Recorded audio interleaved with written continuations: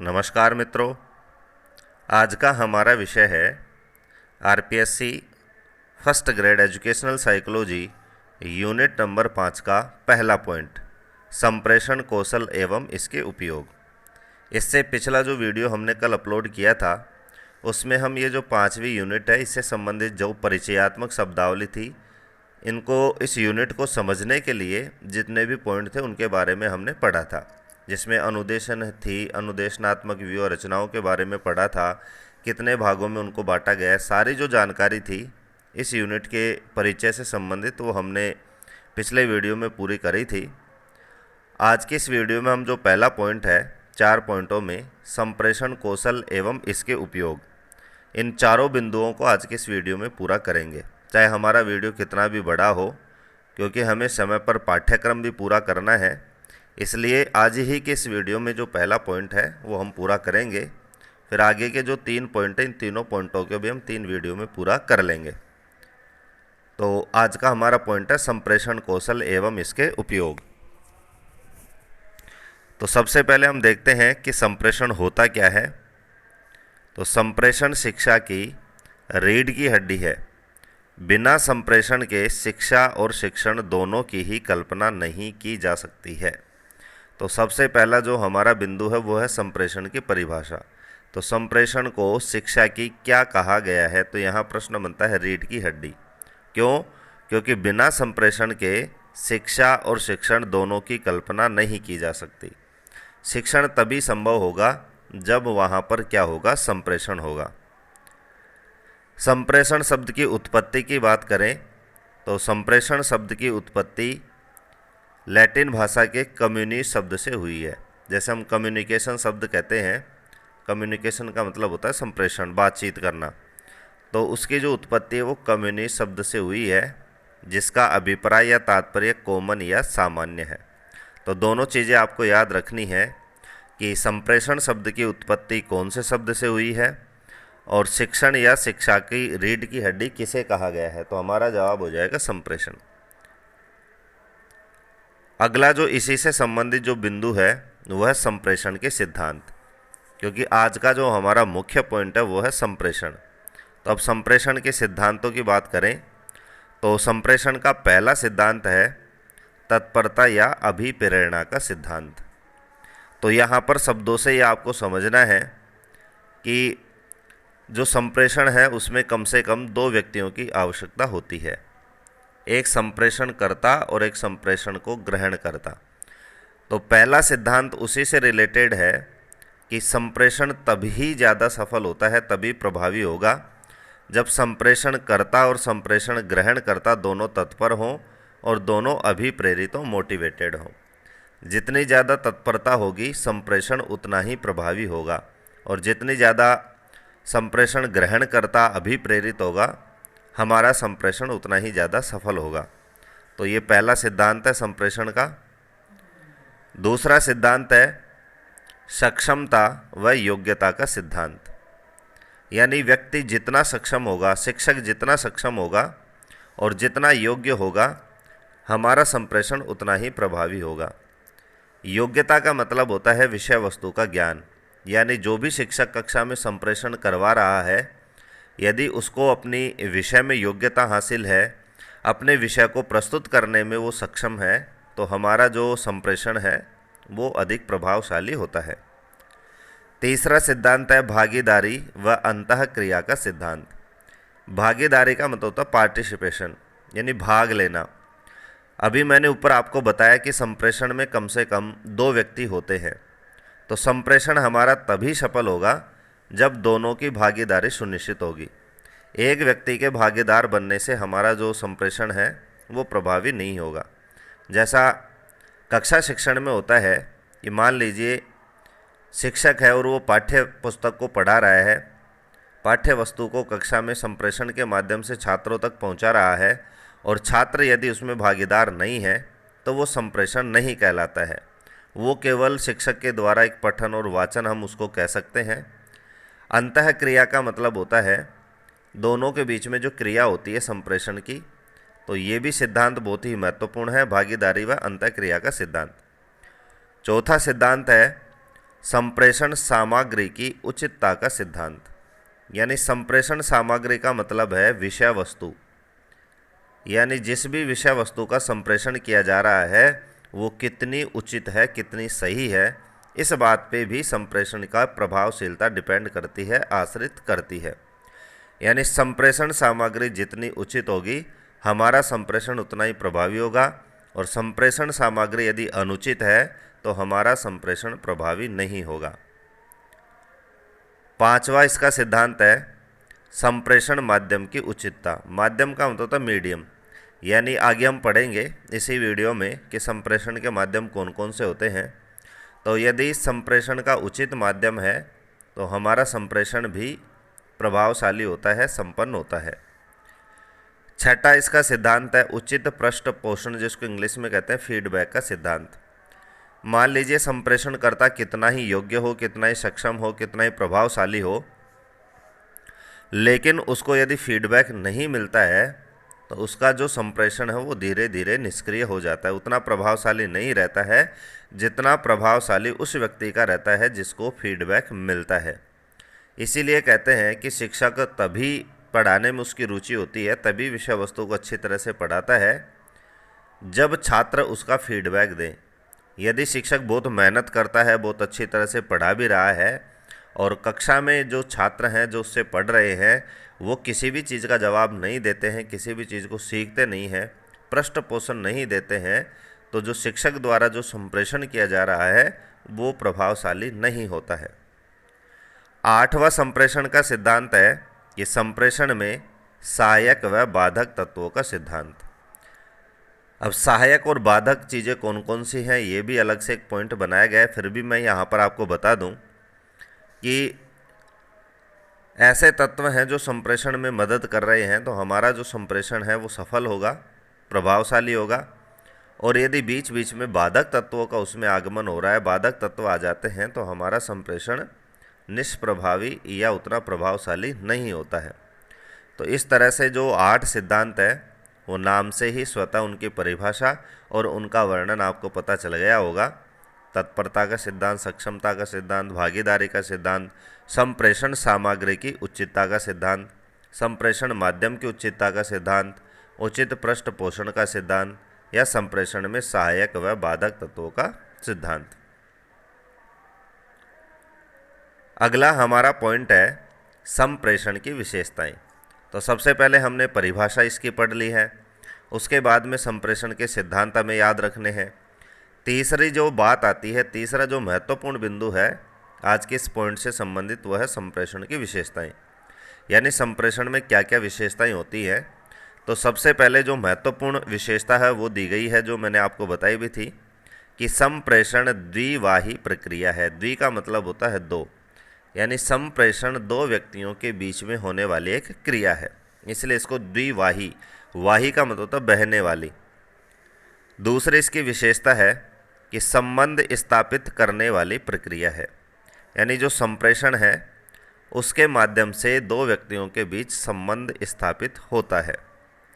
तीसरी इसकी विशेषता है उद्देश्यपूर्ण प्रक्रिया है, यानी संप्रेषण जो है उसका कोई ना कोई उद्देश्य अवश्य रहता है। जैसे कक्षा संप्रेषण का उद्देश्य है पाठ्यक्रम को पूरा करवाना, छात्रों को विषय वस्तु का ज्ञान करवाना और परीक्षा में उससे अच्छे अंक प्राप्त करवाना। तो इस तरह से संप्रेषण की तीसरी विशेषता है। संप्रेषण की अगली विशेषता है कि मनोवैज्ञानिक व सामाजिक पक्ष समाहित, यानी संप्रेषण प्रक्रिया में मनोवैज्ञानिक पक्ष और सामाजिक पक्ष दोनों पक्षों का समावेश होता है। शिक्षक के लिए आधारभूत तत्व, संप्रेषण जो है वो शिक्षक के लिए आधारभूत तत्व होता है, यानी शिक्षक का जो सबसे महत्वपूर्ण तत्व है वो संप्रेषण ही है।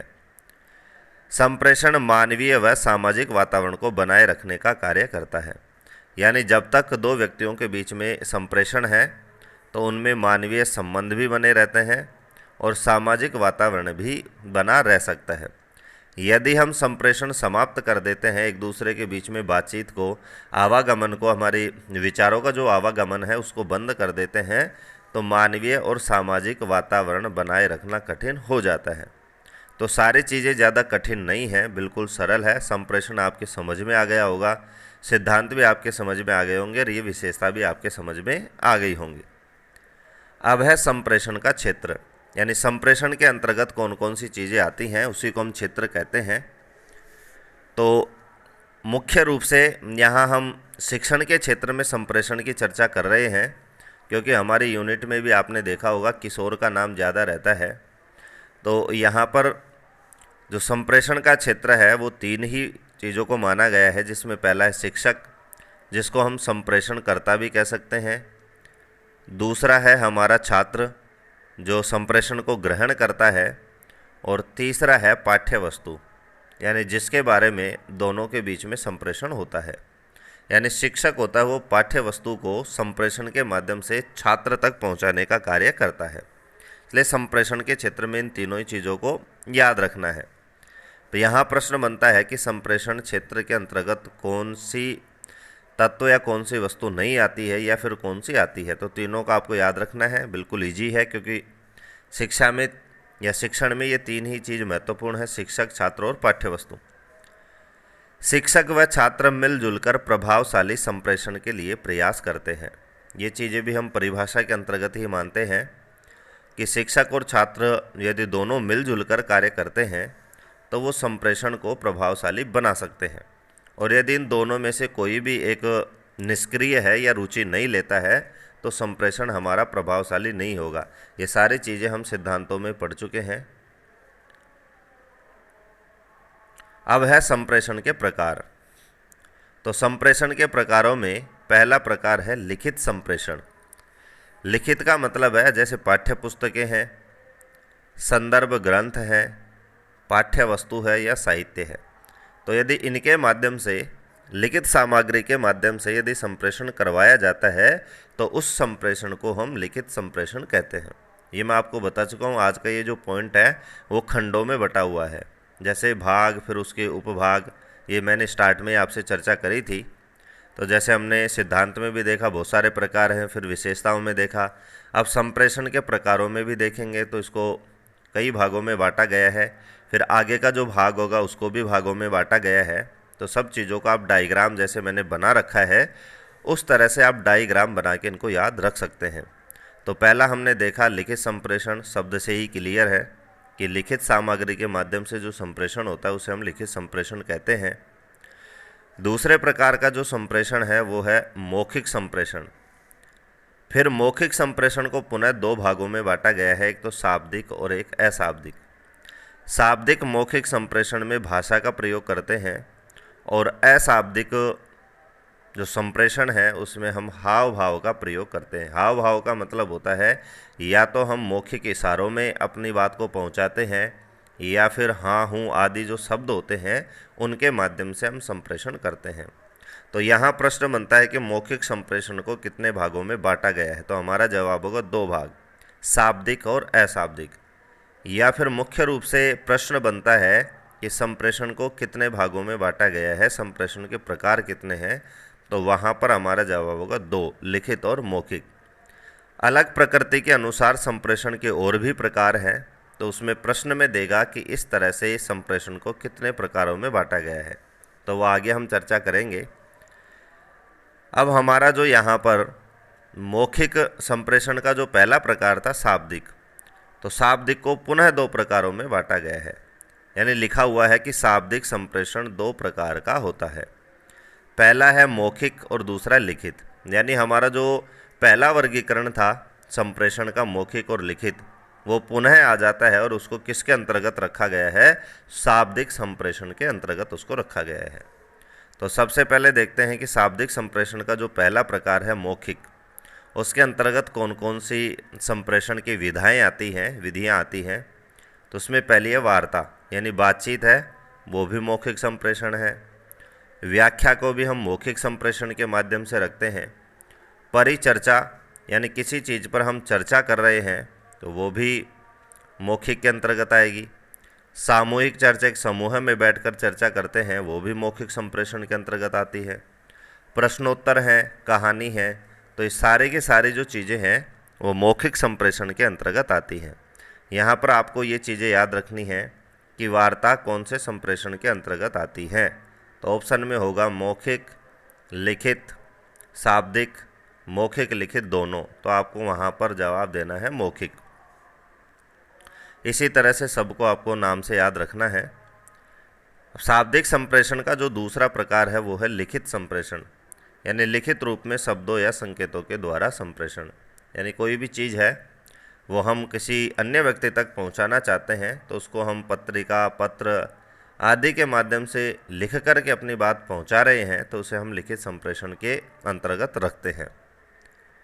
तो ये था हमारा शाब्दिक संप्रेषण। अब दूसरा जो हमारा प्रकार था वो है अशाब्दिक संप्रेषण, जो मैंने ऊपर भी आपको बताया था। अब इसके भी 3 प्रकार यहाँ पर बांटे गए हैं। 3 क्या, यहाँ पर हम 4 भी इसको कर सकते हैं, जैसे हम देखेंगे अभी।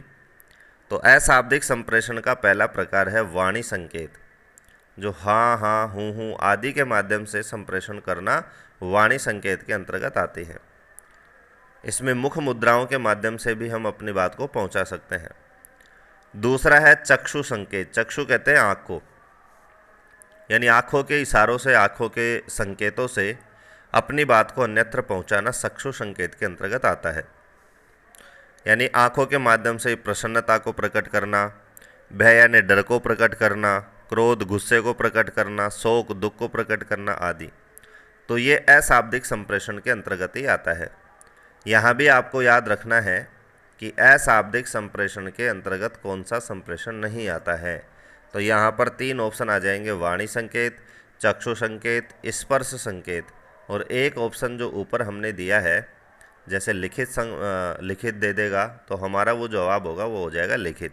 तो इस तरह से सबको अलग अलग डायग्राम में आपको अपनी नोटबुक में नोट करके याद रखना है। तीसरा जो अशाब्दिक संप्रेषण है वो है स्पर्श संकेत, यानी स्पर्श करके हम किसी चीज़ की जानकारी प्राप्त करना। जैसे आकार उसका क्या है, घनत्व क्या है, उसमें भार वजन कितना है, उसकी प्रकृति क्या है, इन सारी चीज़ों का हम बोध स्पर्श करके कर सकते हैं। दृष्टिहीन छात्रों के लिए वरदान, यानी जो भी दृष्टिहीन बालक है, जिसको हम अंधे भी कहते हैं, तो दृष्टिहीन छात्रों के लिए ये जो स्पर्श संकेत है ये वरदान साबित हुआ है।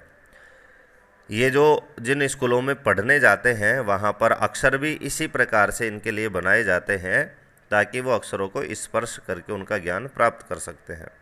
तो इस तरह से आप देख सकते हैं कि तीनों के तीनों जो हैं वो अशाब्दिक संप्रेषण के प्रकारों के अंतर्गत आते हैं।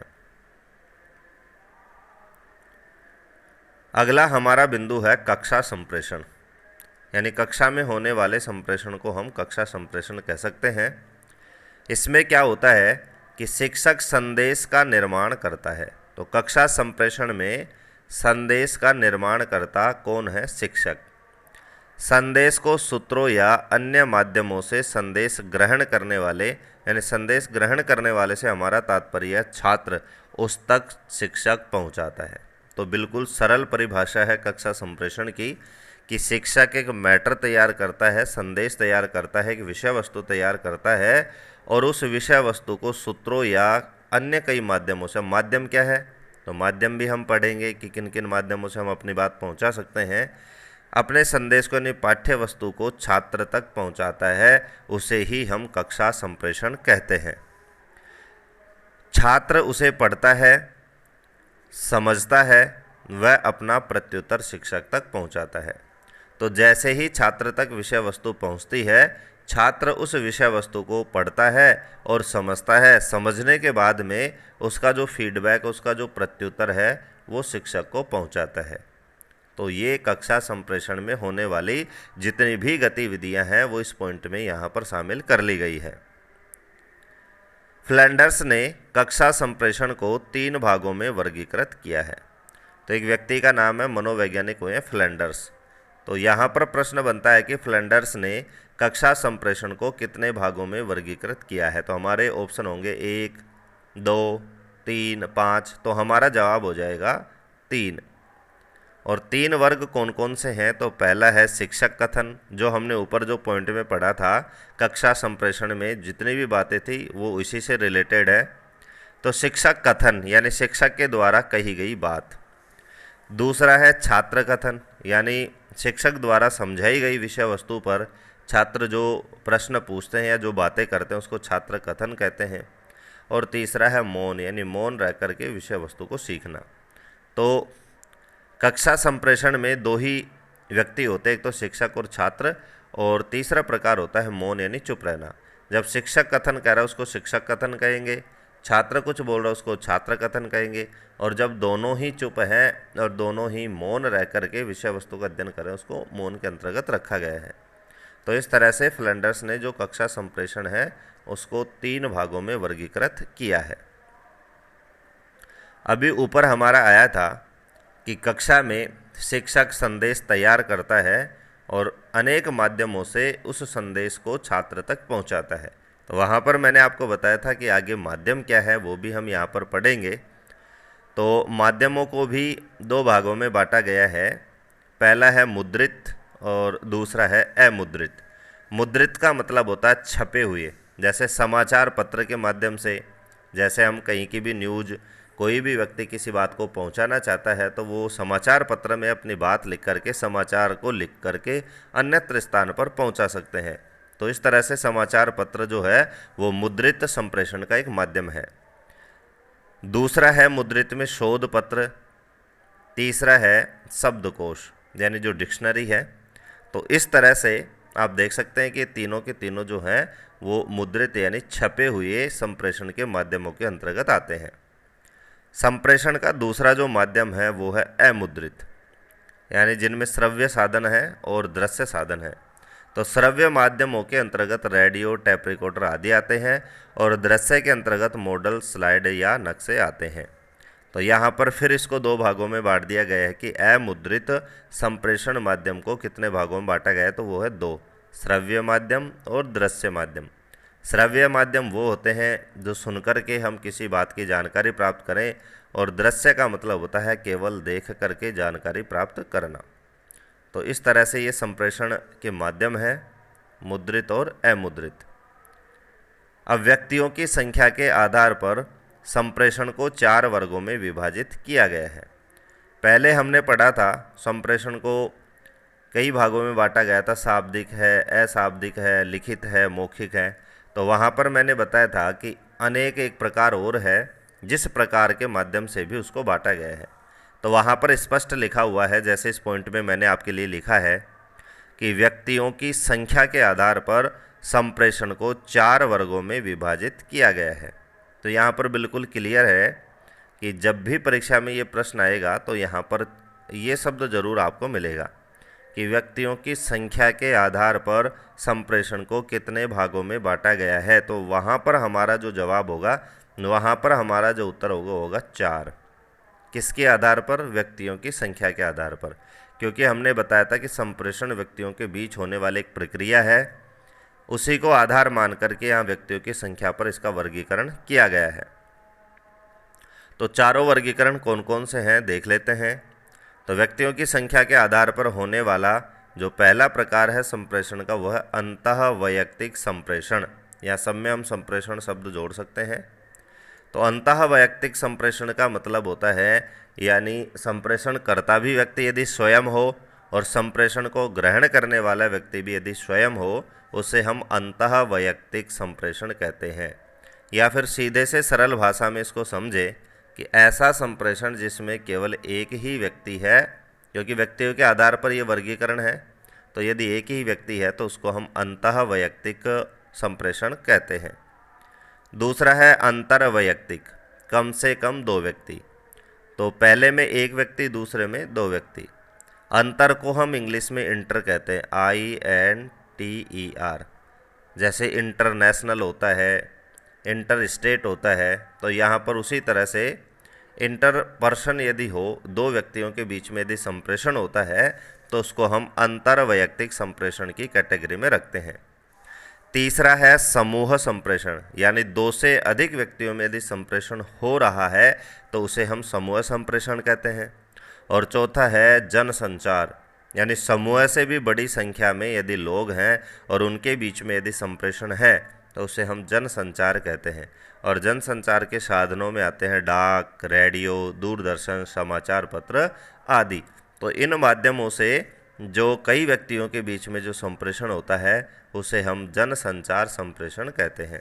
तो इस तरह से यहाँ पर आपको एक ही स्लाइड पर, एक ही स्क्रीन पर चारों जो प्रकार हैं व्यक्तियों के आधार पर संप्रेषण के जो प्रकार हैं वो दिखाई दे रहे हैं। तो बिल्कुल यहाँ पर पॉइंट टू पॉइंट आपको मैं क्लियर करवाते जा रहा हूँ, क्योंकि आज का हमारा बिंदु था संप्रेषण, और संप्रेषण से संबंधित जितने भी तथ्य थे उन सारे तथ्यों को मैंने इस वीडियो में शामिल किए हैं, ताकि आपका एक भी प्रश्न, परीक्षा में आने वाला जो प्रश्न है वो छूटे ना, वो बाहर से ना आए। अब इसी से रिलेटेड एक बिंदु चालू होता है, स्टार्ट होता है अनुभव शंकु, जिसको हम अनुभव त्रिकोण भी कहते हैं। तो सबसे पहले हम देखते हैं कि अनुभव में कौन कौन से प्रकार के अनुभव आते हैं। तो सबसे पहला है जैसे प्रत्यक्ष या वास्तविक अनुभव, यानी किसी चीज़ को प्रत्यक्ष आंखों से देखकर या वास्तविक रूप में देख कर के अनुभव प्राप्त करना। और यही मैं आपको बता देता हूँ, आगे भी बताऊँगा कि ये सबसे ज़्यादा प्रभावशाली होता है। याद रखना है बिल्कुल, क्योंकि परीक्षा में प्रश्न पूछेगा तो इसी तरह से पूछेगा इन अनुभवों में कि सबसे अधिक प्रभावशाली अनुभव कौन सा है। तो वहाँ पर 4 ऑप्शन होंगे, इनमें से जो बहुत सारे प्रकार दे रखे हैं वहाँ पर आपको देखना है प्रत्यक्ष तथा वास्तविक अनुभव। दूसरा है आयोजित कृत्रिम अनुभव, यानी कोई चीज़ है जो या तो आकार में बड़ी है या हमसे दूर है, जिसकी जानकारी हम प्राप्त नहीं कर सकते, तो उस चीज़ का कृत्रिम अनुभव वहाँ पर दिया जाता है, उसका मॉडल आदि बना करके और उस चीज़ की जानकारी प्रदान की जाती है। उसको आयोजित, यानी व्यक्ति द्वारा सुनियोजित तरीके से कृत्रिम रूप से उसका अनुभव प्रदान करना। तीसरा है अभिनय अनुभव, यानी कोई नाटक आदि से किसी चीज़ का ज्ञान देना अभिनय अनुभव के अंतर्गत आता है। चौथा है प्रदर्शन, प्रदर्शन करके उसको दिखा करके। भ्रमण, किसी स्थान के ऊपर भ्रमण करके वहाँ पर जा कर के और वहाँ की चीज़ों की जानकारी प्राप्त करने का जो अनुभव है उसको भ्रमण के अंतर्गत रखा गया है। प्रदर्शन सामग्री, जिसको हम एग्जीबिशन भी कहते हैं, प्रदर्शनी भी कहते हैं, जैसे कई बार शहरों में या गाँव में कई चीज़ों की जो प्रदर्शनी होती है वही चीज़ यहाँ पर बताई गई है, उसके माध्यम से भी हम अनुभव प्राप्त करते हैं। चलचित्र शांत चित्र, यानी जो फ़ोटो हैं, जो पिक्चर, उनको हम शांत चित्र कहते हैं, और जो मूवी या सीरियल वगैरह जो होते हैं उनको हम चलचित्र के माध्यम से प्रदर्शित करते हैं। रेडियो प्रसारण है, दृश्यात्मक संकेत हैं या फिर मौखिक संकेत, तो सारे के सारे जो है वो अनुभव के अंतर्गत आते हैं कि इन चीज़ों से हम अनुभव प्राप्त कर सकते हैं। अब यहाँ पर हमारा बिंदु था अनुभव शंकु या अनुभव त्रिकोण। तो अनुभव शंकु या अनुभव त्रिकोण की बात कहने वाले जो व्यक्ति थे, जो मनोवैज्ञानिक थे, उनका नाम था एडगर डेल।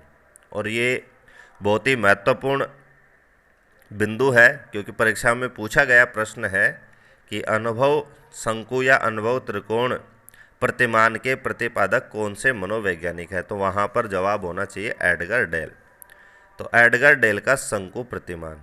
तो शंकु क्यों कहते हैं इसको, क्योंकि इन्होंने जो प्रतिमान दिया उसकी जो आकृति है वो शंकुआकार है, इस तरह से उसकी आकृति है। जैसे हम अगली स्लाइड में देखते हैं कि ये एडगर डेल द्वारा प्रदर्शित अनुभव शंकु है, जिसमें जो अनुभव हमने पॉइंटों में पढ़े थे, 10-11 पॉइंटों में हमने पढ़े थे, वो उन्होंने इस त्रिकोण में उन्होंने प्रदर्शित किए हैं।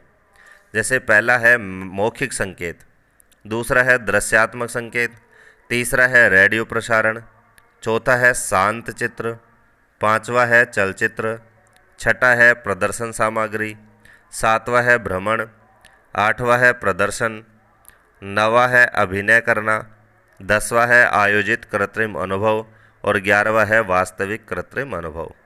तो वही चीज़ें यहाँ पर बताई गई है जो मैंने पिछले स्लाइड में आपको बताई थी, जो अनुभव में मैंने आपको दिखाया था। अब यहाँ पर जो प्रश्न बनेगा वो सबसे महत्वपूर्ण बात है कि प्रश्न कैसे बनेगा। तो यहाँ पर ऊपर ही ऊपर जो दे रखा है जिसका नाम है मौखिक संकेत, तो यहाँ प्रश्न बनता है सबसे कम प्रभावशाली, यानी सबसे कम प्रभावशाली। तो यहाँ पर प्रश्न बनेगा कि एडगर डेल के अनुसार सबसे कम प्रभावशाली संप्रेषण या अनुभव प्राप्त करने वाला जो बिंदु है वो कौन सा है, तो आपको जवाब रखना है मौखिक संकेत। और इसी के विपरीत दूसरा प्रश्न बनता है कि सबसे ज़्यादा प्रभावशाली जो बिंदु है वो है वास्तविक या कृत्रिम अनुभव।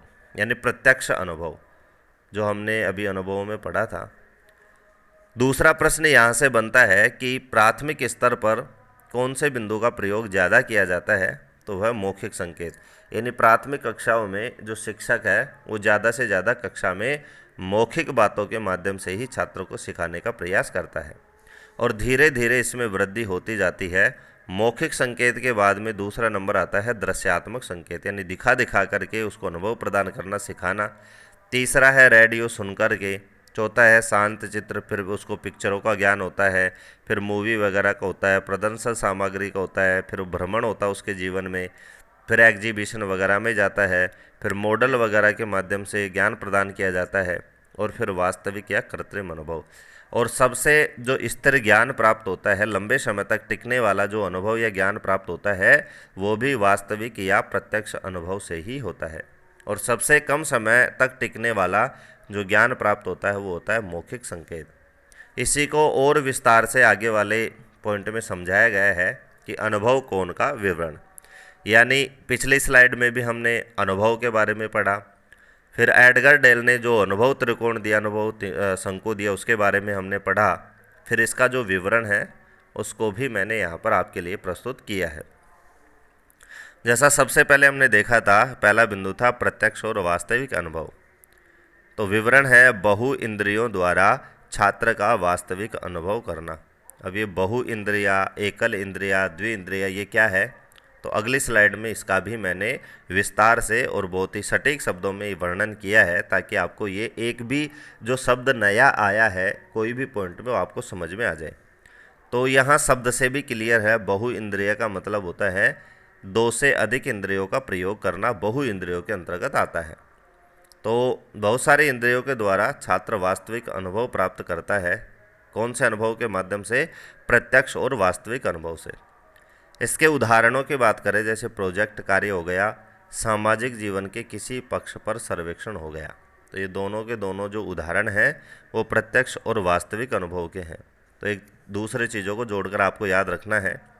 यहाँ पर भी प्रश्न कई तरह से बन सकते हैं कि प्रोजेक्ट कार्य कौन से अनुभव का उदाहरण है।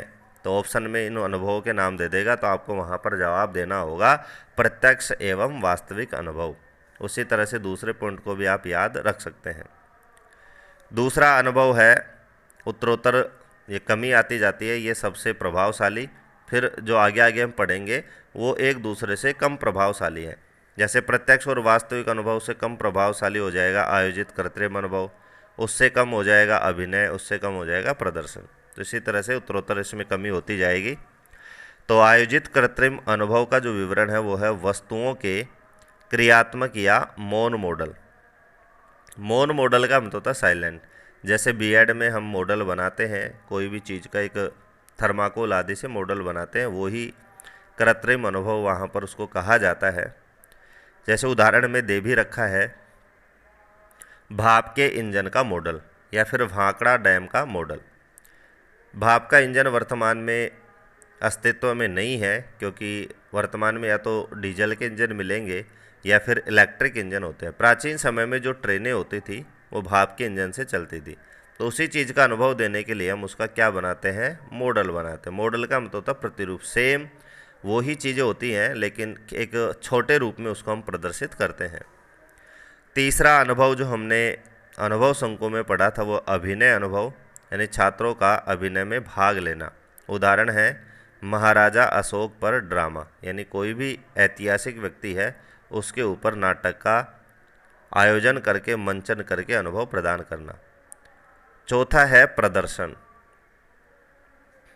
इसके विवरण की बात करें तो अध्यापक द्वारा छात्रों को किसी वस्तु अथवा सिद्धांत का प्रयोग करके दिखाना प्रदर्शन है। उदाहरण है अध्यापक द्वारा हाव भाव से किसी तथ्य को समझाना, या एक्शन के द्वारा समझाना, या फिर सामाजिक गीत के माध्यम से समझाना। पांचवा अनुभव है भ्रमण। विवरण में है छात्रों को विभिन्न स्थानों पर ले जाना। उदाहरण है कारखाना दिखाना, ऐतिहासिक स्थल पर ले जाना। जैसे कारखाने की जानकारी देनी है, ऐतिहासिक स्थल की जानकारी देनी है, तो उसको उसी स्थान पर छात्रों को ले जा करके जानकारी प्रदान की जाती है, उसी को हम भ्रमण कहते हैं। छठा अनुभव है प्रदर्शन सामग्री, वस्तुएं आदि। यानी प्रदर्शनियाँ लगाना, जिसको हम इंग्लिश में एग्जीबिशन कहते हैं, और उन प्रदर्शनियों पर छात्रों को ले जाया जाता है ताकि उनसे संबंधित ज्ञान को प्राप्त कर सके। 7वां है चलचित्र, चित्र आदि देखना, यूजीसी के प्रोग्राम दिखाना, शैक्षिक चित्र दिखाना। शांत चित्र ऊपर की भांति, ऊपर का मतलब होता है चलचित्र की भांति, जैसा ऊपर बताया गया है वैसे यहाँ पर जो चित्र दिखाए जाते हैं उनमें हलचल होती है, व्यक्ति बोलते भी हैं, चीज़ें मूव करती हुई दिखाई देती हैं। शांत चित्र में इसके विपरीत है, बिल्कुल वो साइलेंट रूप में उनको दिखाया जाता है। 9वां है रेडियो प्रसारण, रेडियो द्वारा शैक्षिक विषयों का प्रसारण इसमें किया जाता है। उदाहरण है विभिन्न राज्यों द्वारा प्रदर्शन, यूजीसी द्वारा प्रसारण। ये हम एजुकेशनल मैनेजमेंट में भी हमने पढ़ा था कि वहाँ पर किस तरह से रेडियो के माध्यम से शैक्षिक जो कार्यक्रम है उनका प्रसारण किया जाता है, उसी को रेडियो प्रसारण अनुभव के अंतर्गत रख सकते हैं। अगला है दृश्यात्मक संकेत, चाक बोर्ड आदि।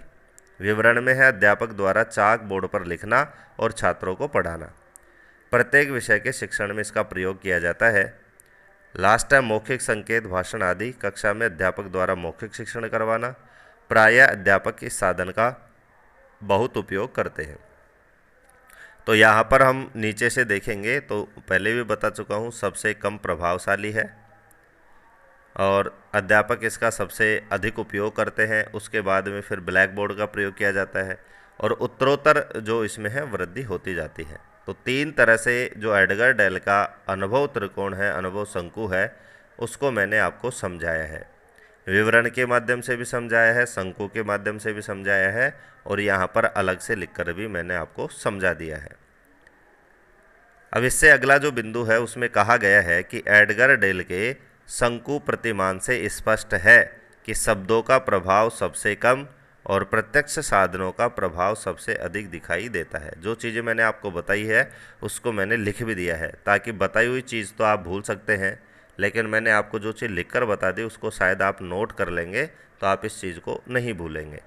तो यही यहाँ पर सबसे महत्वपूर्ण बिंदु है कि सबसे प्रभावशाली है प्रत्यक्ष और साधनों का प्रभाव और सबसे कम प्रभावशाली है शब्दों का प्रभाव। जो पहला बिंदु है वो सबसे कम प्रभावशाली है और सबसे जो नीचे लिखा हुआ है प्रत्यक्ष साधनों के द्वारा जो अनुभव है वो सबसे प्रभावशाली है। इंद्रिय अनुदेशन का वर्गीकरण, यानी इंद्रियों के द्वारा जो अनुदेशन होता है। अब अनुदेशन क्या है वो कल वाले वीडियो में हम पढ़ चुके हैं, तो इसको भी 3 वर्गों में बांटा गया है। और एडगर डेल के जो अनुभव शंकु है वहाँ पर भी एक शब्द आया था बहु इंद्रिय, उसी को मैंने आपको वहाँ पर बताया था कि आगे मैंने इसको डिटेल से भी समझाया है। तो इंद्रिय अनुदेशन का जो वर्गीकरण है उसमें 3 वर्गीकरण आते हैं, बिल्कुल सरल हैं, नाम से स्पष्ट हैं। पहले का नाम है एकल इंद्रिय अनुदेशन। इससे ज्ञानात्मक उद्देश्यों की प्राप्ति होती है। व्यक्ति अपने अनुभवों का प्रत्यास्मरण यानी बार बार याद करने में सक्षम होते हैं। तो एकल इंद्रिय अनुदेशन जो है इसके 2 महत्वपूर्ण इसके जानकारियां हैं कि ज्ञानात्मक उद्देश्यों की प्राप्ति कौन से अनुदेशन से होती है। तो हमारा जवाब हो जाएगा एकल इंद्रिय अनुदेशन। या फिर व्यक्ति अपने अनुभवों का प्रत्यास्मरण करने में सक्षम कौन से अनुदेशन के माध्यम से होता है, वहाँ पर भी हमारा जवाब होगा एकल इंद्रिय अनुदेशन। उदाहरण है रेडियो द्वारा प्राप्त अनुदेशन। अब इसको एकल इंद्रिय क्यों कहते हैं, क्योंकि इस प्रकार के अनुदेशन में एक ही इंद्रिय का प्रयोग होता है। जैसे रेडियो वाले उदाहरण में हम देखें तो श्रवण इंद्रिय का प्रयोग यानी सिर्फ कानों का प्रयोग यहाँ पर किया जाता है। एकल के बाद में दूसरा जो अनुदेशन का प्रकार है वो है द्वि इंद्रिय अनुदेशन, यानी इसमें 2 इंद्रियों का प्रयोग किया जाता है। एकल से अधिक ये रुचिकर होता है। साधारणतः कक्षा शिक्षण में द्वि इंद्रिय अनुदेशन का प्रयोग होता है। क्यों? क्योंकि कक्षा में बालक देखता भी है और सुनता भी है। कक्षा शिक्षण में दृश्य श्रव्य दोनों ही इंद्रियां क्रियाशील रहती है। तो बिल्कुल नाम से दोनों चीज़ें क्लियर है। एकल में 1 इंद्रिय का प्रयोग और द्वि में 2 इंद्रियों का प्रयोग। तीसरा जो वर्गीकरण है, तीसरा जो प्रकार है वो है बहु इंद्रिय अनुदेशन। देखने और सुनने के साथ कुछ करने के लिए भी कहा जाता है। यानी एक इंद्रिय होगी देखने वाली, एक हो गई सुनने वाली और एक हो गई कुछ कार्य करने वाली। तो बहु इंद्रिय में इन 2 से अधिक इंद्रियों का प्रयोग होता है। इससे विद्यार्थी अधिक बोधगम्य होते हैं, यानी ये सबसे ज़्यादा प्रभावशाली है। सबसे ज़्यादा जो जानकारी या सबसे ज़्यादा जो नॉलेज बढ़ाने में छात्रों की मदद करती है वो बहु इंद्रिय अनुदेशन से ही होता है। बहु इंद्रिय अनुदेशन का जो विचार है वो एडगर डेल ने ही दिया है। वापस मैंने यहाँ पर लिख दिया, रिपीट कर दिया है। सभी अनुभव जब मिलकर समग्र रूप से किसी वस्तु का बोध कराते हैं तभी हमें वास्तविक और स्थायी ज्ञान प्राप्त होता है। तो बहुत सारे जो अनुभव हमने ऊपर देखे हैं एडगर डेल के अनुभव संघों में, अनुभव त्रिकोण में, उन जब सभी अनुभव मिलकर के समग्र रूप से किसी भी वस्तु की जानकारी प्राप्त करते हैं, बोध कराते हैं, तो उस बोध से प्राप्त जो ज्ञान होगा वो वास्तविक भी होगा और स्थायी का मतलब लंबे समय तक रुकने वाला भी होगा। सुनकर प्राप्त किया गया ज्ञान 20% ही भविष्य के लिए याद रहता है। ये एकल इंद्रिय जो है उसके अंतर्गत हम इसको रख सकते हैं, क्योंकि एकल इंद्रिय में कानों का ही प्रयोग वहाँ पर हो रहा था। तो किसी भी विषय वस्तु की यदि हम जानकारी प्राप्त कर रहे हैं, ज्ञान प्राप्त कर रहे हैं सुन करके, तो सुनकर के प्राप्त किया गया जो ज्ञान है वो भविष्य के लिए कितना प्रतिशत याद रहता है? 20%। बल्कि सुनकर और देखकर प्राप्त किया गया जो ज्ञान है वो 50% भविष्य के लिए याद रहता है। और इस 50% में यदि और वृद्धि करना चाहें तो जो बहु इंद्रिय हैं, यानी देखकर, सुनकर और साथ में कुछ कार्य करके यदि वो सीखा जाता है तो वो जो ज्ञान होगा वो 50% से अधिक भविष्य के लिए आपके याद रहता है। तो इस तरह से आप देख सकते हैं कि तीनों ही जो अनुदेशन है, एकल इंद्रिय अनुदेशन, द्वि इंद्रिय अनुदेशन, बहु इंद्रिय अनुदेशन, उनमें जो सबसे ज़्यादा जो महत्वपूर्ण है, सबसे ज़्यादा जो प्रभावशाली है वो बहु इंद्रिय अनुदेशन है और सबसे कम प्रभावशाली होगा एकल इंद्रिय अनुदेशन। बहु इंद्रिय अनुदेशन में प्रयुक्त सामग्री। अब हमारा जो सबसे महत्वपूर्ण जो अनुदेशन है बहु इंद्रिय अनुदेशन, इसमें जो प्रयुक्त सामग्री है उसकी जानकारी भी यहाँ प्राप्त करते हैं, क्योंकि जो 5वीं यूनिट का ये हमारा पहला पॉइंट है। दूसरा पॉइंट होगा वो इसी सामग्री से रिलेटेड होगा, क्योंकि दूसरे पॉइंट में आप देखेंगे तो वहाँ पर लिखा हुआ है, मैं आपको अभी दिखा देता हूँ कि शिक्षण की अवधि में शिक्षण अधिगम सामग्री का आयोजन और इसका उपयोग। तो आज हम इस पॉइंट से जुड़ भी जाएंगे और कल जो इस अगले वीडियो में इस पॉइंट को पढ़ेंगे तो इससे संबंधित जो जानकारी प्राप्त करेंगे वो आज पढ़ने से सरल भी होंगी, कठिन भी नहीं लगेंगी। तो आप देख सकते हैं कि अगला जो बिंदु है वो यही है कि बहु इंद्रिय अनुदेशन में प्रयुक्त सामग्री कौन कौन सी है।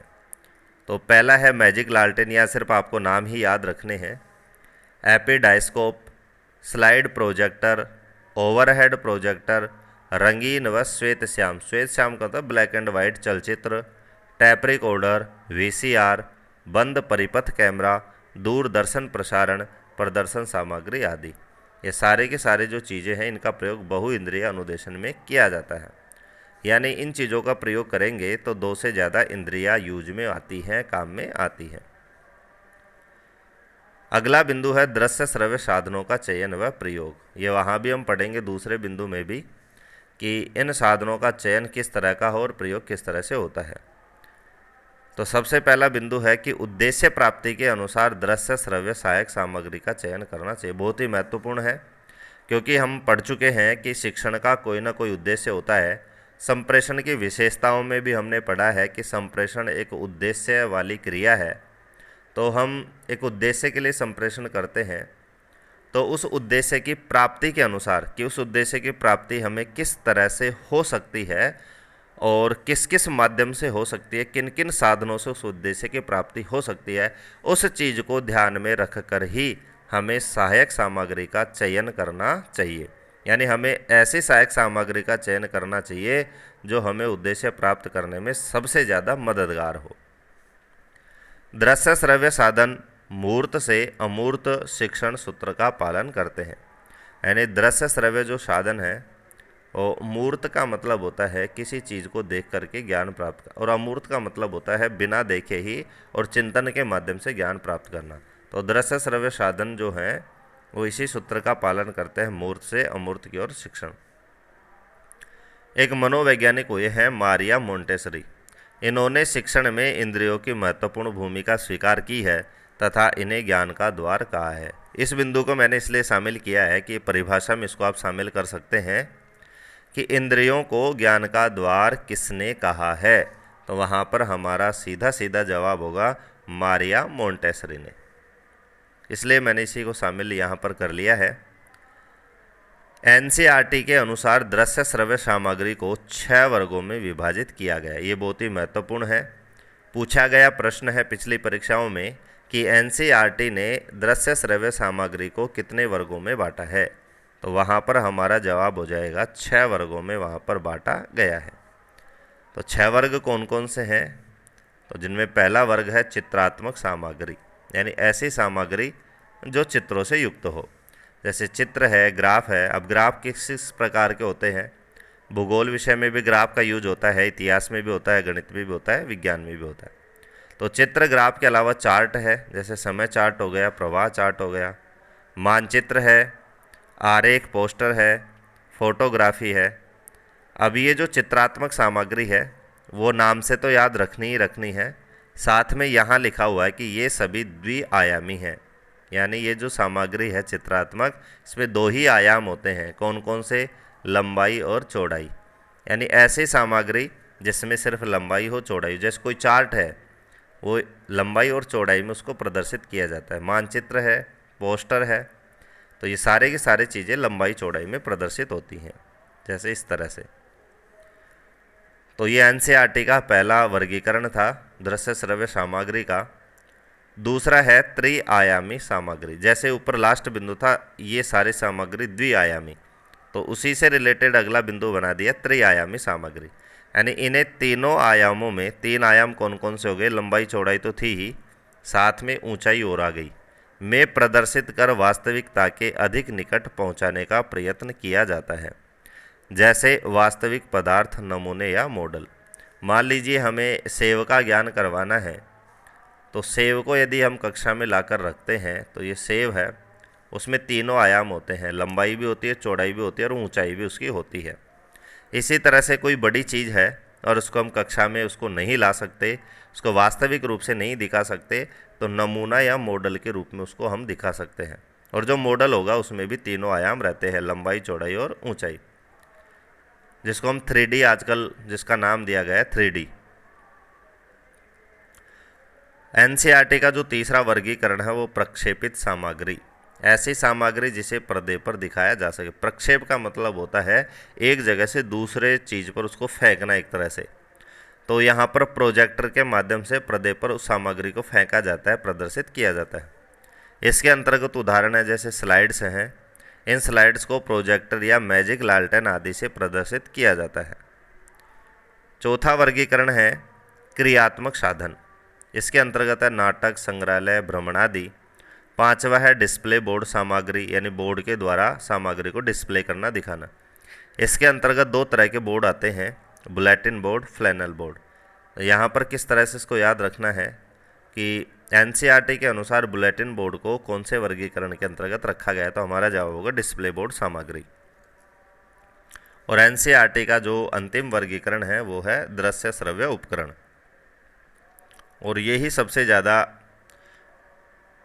साइकोलॉजी में इसका प्रयोग होता है, बार बार इसको हम पढ़ते हैं, दृश्य श्रव्य उपकरण। तो अब इन तीनों को अलग अलग हम यहाँ देखते हैं। तो सबसे पहले जो श्रव्य है, जिसको हम ऑडियो कहते हैं, उसमें कौन कौन से साधन आते हैं? जैसे रेडियो है और टैप रिकॉर्डर है, दोनों के दोनों श्रव्य साधन में आते हैं, इनको केवल हम सुन सकते हैं। दूसरा जो प्रकार है विजुअल, यानी दृश्य साधन, इसमें है एपिस्कोप, डायस्कोप, एपीडायस्कोप, स्लाइड हो गई, प्रोजेक्टर हो गया, ये सारे के सारे चीज़ें हैं वो विजुअल के अंतर्गत आती हैं। और तीसरा है वह है ऑडियो विजुअल, यानी दृश्य श्रव्य दोनों तरह के साधन, जैसे टीवी है, टेलीविज़न है, कंप्यूटर है, वीडियो टेक्स्ट है, वीडियो डिस्क है, ये सारे के सारे जो उदाहरण हैं वो दृश्य श्रव्य साधनों के हैं। पिछली परीक्षा में पूछा गया था और लगभग हर परीक्षाओं में ही ये प्रश्न पूछा जाता है, दृश्य श्रव्य सामग्री से संबंधित। तो ये एनसीईआरटी के अनुसार जो 6 वर्गीकरण हैं वो यहाँ पर हमने देखे हैं। अब हमारे जो 5वां प्रकार का जो एनसीईआरटी का वर्गीकरण था, वहाँ पर एक शब्द आया था फ्लैनल बोर्ड। तो ये क्या होता है उसको भी मैंने यहाँ लिख दिया है ताकि आप नोट्स में इसको शामिल कर सकें। फ्लैनल बोर्ड का प्रयोग छोटी कक्षाओं में भाषा तथा अंक गणित एवं बड़ी कक्षाओं में इतिहास, भूगोल, नागरिक शास्त्र, गणित, विज्ञान आदि का शिक्षण करवाने में किया जाता है। तो जो फ्लैनल बोर्ड होता है, छोटी कक्षा में हम भाषा और अंक गणित को सिखाने के लिए इसका प्रयोग करते हैं, और बड़ी कक्षाओं की बात करें तो बड़ी कक्षाओं में हिस्ट्री, ज्योग्राफी, नागरिक शास्त्र, मैथ्स, साइंस आदि को पढ़ाने के लिए इसका प्रयोग किया जाता है। संप्रेषण में अवरोध लास्ट बिंदु है आज के हमारे वीडियो का। इसी के साथ संप्रेषण से संबंधित 5वीं यूनिट के पहले पॉइंट से संबंधित सारे तथ्य आज हम पढ़ चुके हैं। तो संप्रेषण में अवरोध का मतलब बाधा। तो इस बाधाओं को भी कितने प्रकारों में बांटा गया है? 4 प्रकार। तो आज हम देखा ही है आपने बहुत अच्छी तरह से कि प्रकार ही प्रकार यहाँ पर आए हैं, और ये जहाँ पर प्रकार आ जाते हैं, जहाँ पर बिंदुओं में विषय वस्तु को बांट दिया जाता है, वो सीखने की दृष्टि से और भी आसान हो जाती है। तो अवरोध में जो पहला प्रकार है वो है भौतिक अवरोध। इसके अंतर्गत कौन कौन से अवरोध आते हैं? जैसे शोरगुल है, अदृश्यता है, कोई चीज़ दिखाई नहीं देती है, खराब स्वास्थ्य है, वातावरण है आदि यदि संप्रेषण में अवरोध उत्पन्न करते हैं तो उसको हम भौतिक अवरोध कहते हैं। दूसरा है भाषिक अवरोध। यदि संप्रेषण में भाषा यदि अवरोध का कारण बनती है तो उसको हम भाषिक के अंतर्गत रखते हैं। जैसे अस्पष्ट शब्द, यानी शिक्षक है वो ऐसे शब्दों का प्रयोग कर रहा है जो स्पष्ट नहीं हो, या फिर अनावश्यक शब्द जो जरूरी नहीं हो, या फिर गलत उच्चारण यदि किया जा रहा है तो वो संप्रेषण के भाषिक अवरोध के अंतर्गत उसकी गिनती होती है। चौथा है मनोवैज्ञानिक कारण भी, मनोवैज्ञानिक अवरोध भी हो सकते हैं, जैसे पूर्वाग्रह। पूर्वाग्रह क्या होता है, इस पर मैं थोड़ी सी आपसे चर्चा करता हूँ। मान लीजिए किसी विद्यालय में आपका बड़ा भाई या फिर बड़ी बहन वहाँ पर अध्ययन करके आई है, और उसका किसी शिक्षक के साथ तालमेल नहीं बैठता है। शिक्षक बहुत योग्य है, विषय वस्तु का जानकार भी है, उसका स्वभाव भी अच्छा है, लेकिन आपके बड़े भाई या बहन की उसके साथ नहीं बनती है और उसके साथ तालमेल नहीं है, तो वो आपको घर आकर के उसकी बुराई करेगा, उसके बारे में गलत गलत बातें कहेगा, और उस गलत बातों का प्रभाव ये होता है कि आप उस शिक्षक के बारे में बिना जाने ही आप भी उससे नफरत करने लग जाते हैं। तो इस तरह की जो अवरोध है उसको हम पूर्वाग्रह के अंतर्गत रखते हैं, यानी किसी के स्वभाव को जाने बिना ही उससे हम एक पूर्वाग्रह के रूप में नफरत करना, उससे ईर्ष्या करना किसी दूसरे के कहने पर, ये पूर्वाग्रह कहलाता है। अरुचि, मान लीजिए कोई विषय वस्तु है, कोई संप्रेषण शिक्षक करवा रहा है और उसमें छात्र की रुचि नहीं है, तो ये भी एक अवरोध का काम करती है। ध्यान न दे सकना आदि। चौथा अवरोध है पृष्ठभूमि से संबंधित, यानी पूर्व अधिगम। मान लीजिए जिसको हम अधिगम स्थानांतरण के अंतर्गत भी इस चीज़ को पढ़ चुके हैं। मान लीजिए कोई चीज़ पढ़ रहे हैं और उस चीज़ में पूर्व में सीखी गई जो चीज़ें वो अवरोध उत्पन्न करती है उसको हम पृष्ठभूमि से संबंधित अवरोध के अंतर्गत रखते हैं। सांस्कृतिक भेदभाव आदि।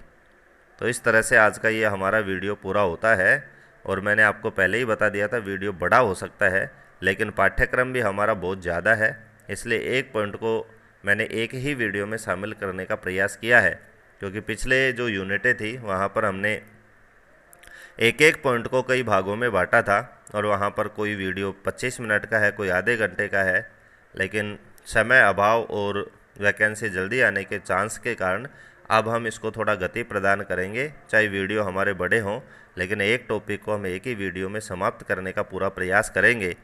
तो आज का वीडियो आपको कैसा लगा, आपकी आज की जो विषय वस्तु है वो आपके लिए कितनी महत्वपूर्ण है, इसकी जानकारी हमें कमेंट बॉक्स में कमेंट करके अवश्य बताएं।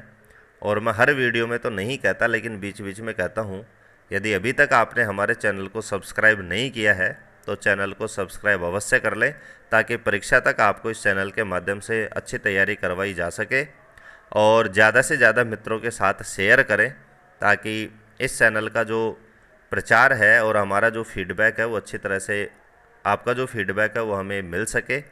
और आज के वीडियो में हमने पढ़ा भी है कि फीडबैक का कितना महत्वपूर्ण योगदान है किसी भी चीज़ के। और ये जो मैं आपको पढ़ा रहा हूँ ये भी एक तरह से संप्रेषण ही है, क्योंकि मैं आपके लिए संदेश तैयार करता हूँ, मैटर तैयार करता हूँ, फिर आपके पास उसको संप्रेषित करता हूँ, भेजता हूँ। मेरा माध्यम यूट्यूब है, तो संप्रेषण है वो कई तरह से हो सकता है। तो आज का ये मेरा संप्रेषण आपको कैसा लगा, कमेंट बॉक्स में कमेंट करके अवश्य बताएं। वीडियो को लास्ट तक देखने के लिए धन्यवाद।